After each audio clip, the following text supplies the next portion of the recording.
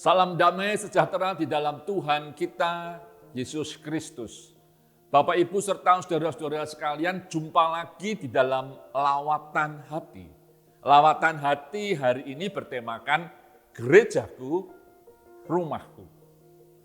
Mari kita membaca kebenaran firman Tuhan dari Kisah Rasul pasalnya yang kedua, ayat 46 dan 47. Dengan bertekun dan sehati, mereka berkumpul tiap-tiap hari dalam bait Allah. Mereka memecahkan roti di rumah masing-masing secara bergilir dan makan bersama-sama dengan gembira dan dengan tulus hati, sambil memuji Allah, dan mereka disukai semua orang. Tiap-tiap hari Tuhan menambahkan jumlah mereka dengan orang-orang yang diselamatkan.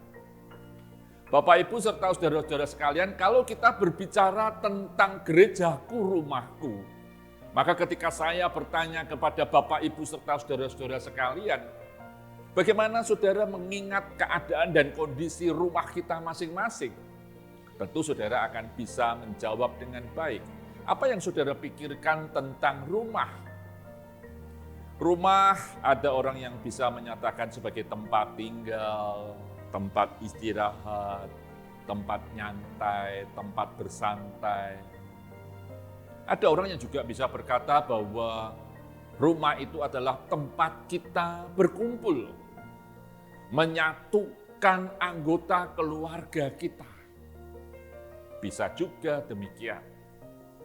Tapi ada orang juga menyatakan bahwa tempat berbicara dengan anggota keluarga, mengutarakan pendapatnya, mengutarakan gagasannya, mengutarakan kasihnya. Di sana ada senda gurau, tapi di sana juga bisa ada tawa dan ada tangis bersama. Paling tidak kita sepakat seharusnya rumah itu menjadi tempat yang nyaman bagi kita semua, tempat yang menyenangkan bagi kita semua. Kalau kita berbicara tentang gerejaku, rumahku, tentu kita juga bicara soal gereja. Apa yang kita pahami tentang gereja? Seringkali orang bisa berkata dan gampang berkata gereja itu ya pasti kita berbicara soal gedungnya, megahnya gedungnya, sound systemnya, kita bicara soal layar LED-nya, kita bicara soal musiknya, kita bicara soal bandnya. Itu gereja. Tapi benarkah itu gereja? Seharusnya gereja itu adalah menjadi tempat persekutuan orang-orang percaya. Saudara, perhatikan persekutuan orang-orang percaya. Itu artinya bahwa ada persekutuan yang hidup di antara kita sebagai anggota gereja. Ada kesatuan yang nyata. Bahkan kita katakan ada kesehatian orang percaya. Kalau kita berbicara soal kesehatian, itu berarti kita sadar betul bahwa gereja itu seharusnya bisa juga menjadi rumah kita. Karena tadi saya katakan tempat yang nyaman. Jadi kalau kita berbicara soal gerejaku, rumahku, maka kita boleh belajar bersama-sama dari Kisah Rasul pasal 2 ayat 46 sampai 47. Yang pertama kita belajar bertekun dan bersehati. Saudara perhatikan bahwa para rasul dan jemaat-jemaat yang ada yang waktu itu mula-mula dia jelas melakukan hal yang luar biasa. Mereka bertekun, mereka bersehati untuk belajar firman Tuhan, untuk mereka mengadakan persekutuan yang indah. Mereka bertekun. Bertekun itu berarti melakukan terus-menerus.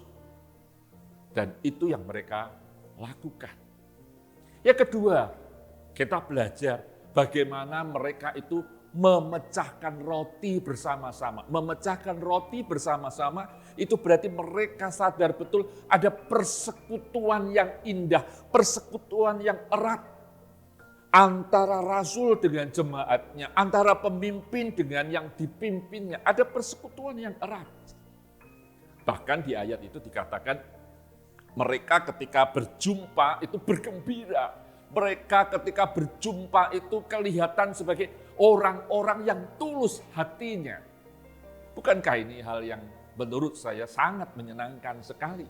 Bahwa kita berkumpul di gereja itu menjadi tempat yang menyenangkan. Kenapa? Karena kita bergembira. Karena ada ketulusan hati satu dengan yang lain. Yang keempat, dan jangan pernah dilupakan, ini seharusnya bisa menjadi nomor 1. Ini tidak urutan yang penting mana, tetapi nomor 4 mau mengingatkan kepada kita bahwa di gereja jangan pernah lupa kita memuji dan memuliakan Tuhan. Tujuan kita bergereja, bersekutu bersama-sama untuk memuliakan Tuhan, untuk mengagungkan Tuhan yang membuat persekutuan kita itu bisa menjadi baik. Dan yang kelima adalah mereka disukai oleh semua orang. Bapak, Ibu, serta saudara-saudara sekalian, berbicara disukai oleh semua orang, itu berarti mereka punya relasi yang baik. Relasi antar anggota gereja maupun relasi di luar anggota gereja. Mereka memiliki persekutuan yang baik, mereka punya relasi yang baik, baik terhadap anggota gereja maupun di luar anggota gereja. Mereka memiliki relasi yang sehat dan baik. Gereja harus memiliki itu. Gereja harus memiliki relasi yang baik. Jangan bertengkar, jangan sedikit-sedikit ribut, jangan sedikit-sedikit merasa tersinggung dan sebagainya. Mari kita sama-sama memiliki relasi yang baik. Dan yang keenam, kalau tadi dikatakan pada bagian ayat 47, Tuhan menambahkan jumlah mereka. Saya ingin katakan kepada saudara, itu berarti bahwa Tuhan itu campur tangan di dalam persekutuan kita.